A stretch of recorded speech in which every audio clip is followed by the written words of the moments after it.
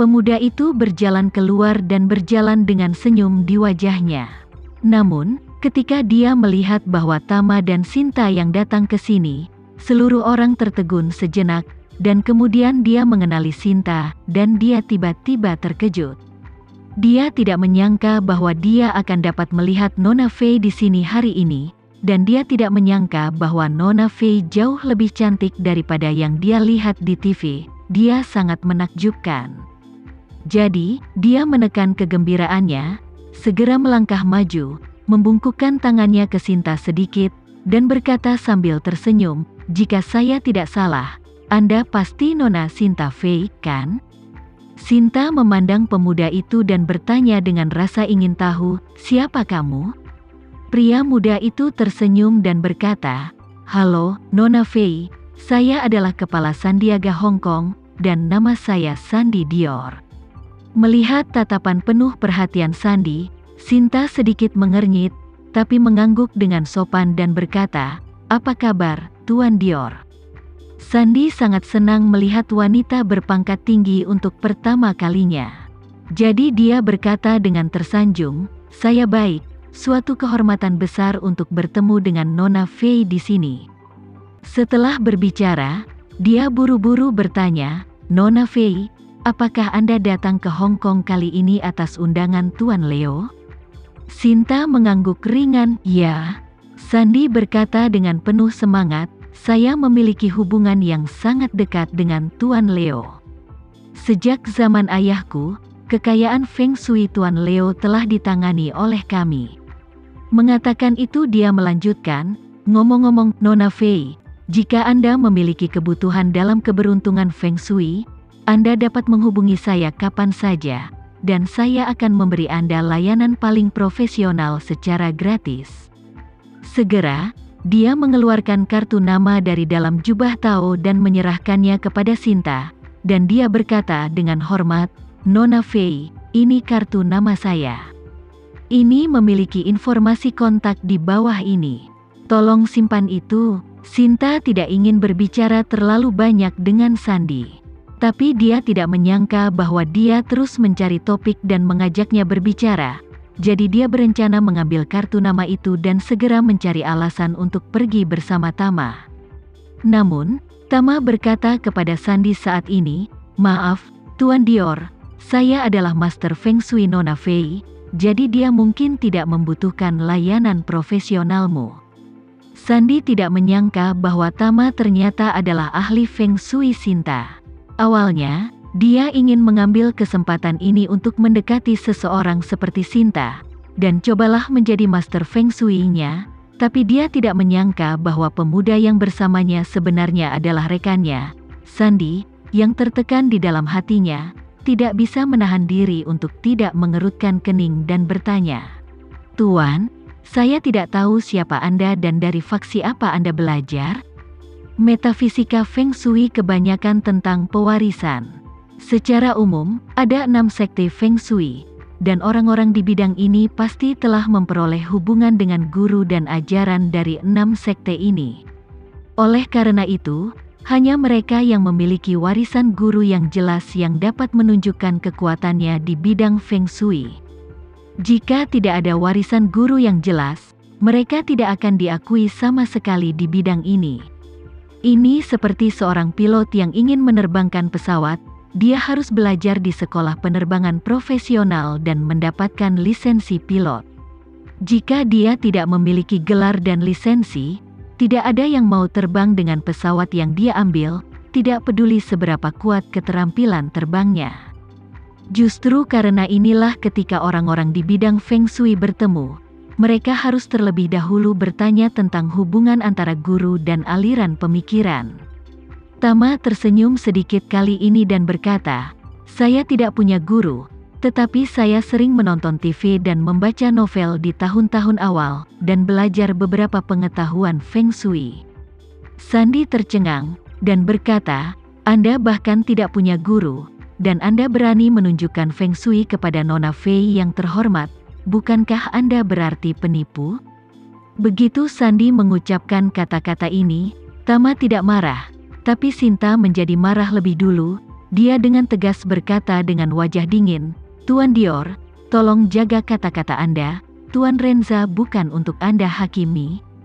Sebenarnya, alasan Sandi mengatakan ini adalah untuk mengingatkan Sinta bahwa Tama adalah pembohong yang datang dari alam liar, dan kekuatan serta ketenarannya jauh lebih rendah daripada dirinya sendiri. Jadi, alih-alih membiarkan orang seperti itu menjadi master Feng Shui-nya, dia mungkin juga menggantinya dengan dirinya sendiri. Namun, bagaimana dia bisa berpikir bahwa Sinta, orang berpangkat tinggi, akan mengambil inisiatif untuk membela master Feng Shui yang tidak dikenal ini, dan dia langsung cemburu. Jadi, dia memandang Tama dan berkata dengan dingin, "Saya adalah keturunan generasi ke-8 Sandiaga. Nama Sandiaga seperti guntur di Hong Kong, daratan, dan bahkan seluruh Asia Timur dan Asia Tenggara. Bagaimana kami bisa dibandingkan dengan yang palsu sepertimu? Saya sarankan Anda untuk menjauh dari Nona Fei sebelum Anda mengungkapkan diri Anda, atau jika sesuatu terjadi pada keberuntungan Feng Shui Nona Fei karena sampahmu, hanya kamu yang akan disalahkan atas kematianmu." Pada saat ini, Tama menyipitkan mata pada Sandi dan bertanya dengan penuh minat, "Tuan Dior dari Sandiaga? Saya tidak tahu apa ada hubungannya dengan Alexander Dior." Sandi segera berkata dengan angkuh, "Dia adalah ayah saya. Dia terkenal di dalam dan luar negeri di bidang metafisika Feng Shui, dan dia adalah master nomor 1. Tokoh besar yang tak terhitung jumlahnya di Hong Kong adalah penggemarnya."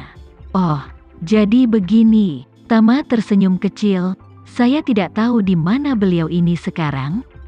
Sandi segera membungkukkan tangannya di kejauhan. "Ayah saya meninggalkan Hong Kong tahun lalu dan pergi mencari pencerahan. Dia telah pergi untuk retret dan berlatih di tempat yang jauh." "Benarkah?" Tama tersenyum dan berkata, "Sebenarnya, saya bertemu dengan ayah Anda dulu." Sandi bertanya dengan heran, "Apakah kamu bertemu ayahku?" "Ya." Tama tersenyum, "Itu tahun lalu." Sandi terkejut dan berkata, "Tahun lalu? Di mana kamu bertemu dengannya?"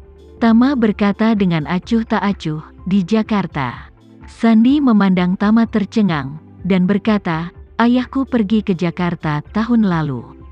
Pada waktu itu, dia mengatakan kepada saya bahwa dia akan berpartisipasi dalam lelang untuk menawar Tridakula yang tiada taranya." "Apa kalian bertemu saat itu?" "Betul sekali." Tama tersenyum, "Tuan Alexander sangat kuat di pelelangan. Itu sangat mengesankan saya." Sandi tidak bisa menahan diri untuk tidak gugup. Bukannya dia takut pada Tama, tapi dia tidak pernah tahu keberadaan ayahnya. Segera setelah ayahnya pergi ke Jakarta, dia kehilangan kontak. Sandi khawatir terjadi sesuatu padanya. Dia pernah menemukan seseorang untuk diselidiki di Jakarta, tapi dia tidak menemukan petunjuk apapun. Dapat dikatakan bahwa hidup atau mati ayahnya tidak pasti. Untuk menjaga reputasi Alexander, Sandi mengumumkan bahwa ayahnya telah mundur. Namun dia tidak pernah menyerah mencari keberadaan ayahnya. Bagaimanapun, reputasi Alexander terutama didukung oleh ayahnya. Orang-orang kaya di Hong Kong bersedia mengenali papan nama Alexander karena kekuatan Alexander. Hanya dengan menyatakan bahwa dia sedang mundur, pengaruh Aula Sandiaga dapat dipertahankan. Jika tidak, begitu orang-orang Hong Kong tahu bahwa keberadaan Alexander tidak diketahui, pengaruh Sandiaga juga akan menurun. Jadi, Sandi bertanya kepada Tama dengan sedikit gugup, "Tuan, di mana terakhir kali Anda melihat ayah saya? Apa yang dia lakukan?" Tama tersenyum dan berkata, "Terakhir kali aku melihat ayahmu di pelelangan itu, ayahmu tidak punya cukup uang untuk membeli kulit kerang itu. Sepertinya dia tidak bahagia." Ekspresi Sandi sedikit berubah. Ketika ayahnya menghadiri pelelangan tahun lalu, dia pernah mendengar ayahnya membicarakannya di telepon.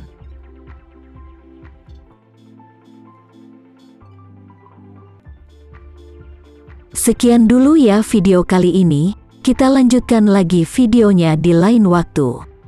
Oh iya, bagaimana menurut kalian? Semoga bisa sedikit menghibur kalian semua. Untuk teman-teman yang baru nonton, jangan lupa subscribe ya, hehehe. Dan kalau teman-teman ada yang ingin gabung langganan, bisa langsung gabung saja untuk dapat fitur yang menarik dan sedikit membantu Mimin. Terima kasih banyak sudah menonton, sampai jumpa lagi, bye bye bye.